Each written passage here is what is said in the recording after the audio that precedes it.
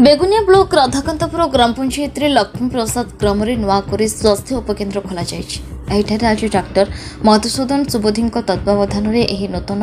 NM centre शुभ उद्घाटन करते आयुष्मान आरोग्य शिविर में रोगी सेवा करते कार्यक्रम में स्थानीय सरपंच और नायब सरपंच उपस्थित थे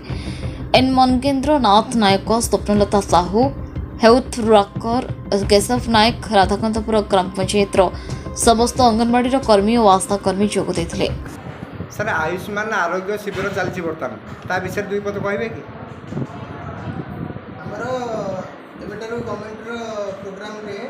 आयुष्मान आरोग्य शिविर प्रति मासरे आमर करा जिवो आज आमर लक्ष्मी प्रसाद सब सेंटर रे फर्स्ट डे एठी करा जाउची तापरे अछि छकापदा गडतरा एगुडा करा जिवो आ एठी मुख्य लक्ष्य होची जो माने गाँ गहड़ी लोक मैंने जो मैंने जापर ना पीएचसी को जापर ना पाखे स्वास्थ्य सेवाटा को पहुँचाई गोटे अभिनव प्रयास करा आज बहुत ये आमर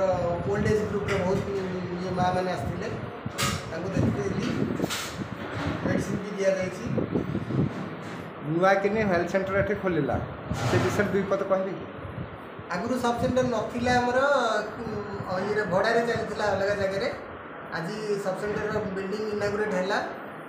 बहुत भल कथा ये लोक मैंने समस्त आसिकी सुविधा मेडिसिन नहीं पारे आमर ये सीएचओ पोस्टिंग भी अच्छी से जिते दरकार मेडिसिन आमर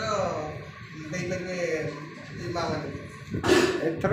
केतन पोस्टिंग होती ये आमर अच्छा जड़े एनएम दीदी अच्छी आउ हेल्थ वर्कर मेल जड़े अच्छा आउ सीएचओ जड़े पोस्टिंग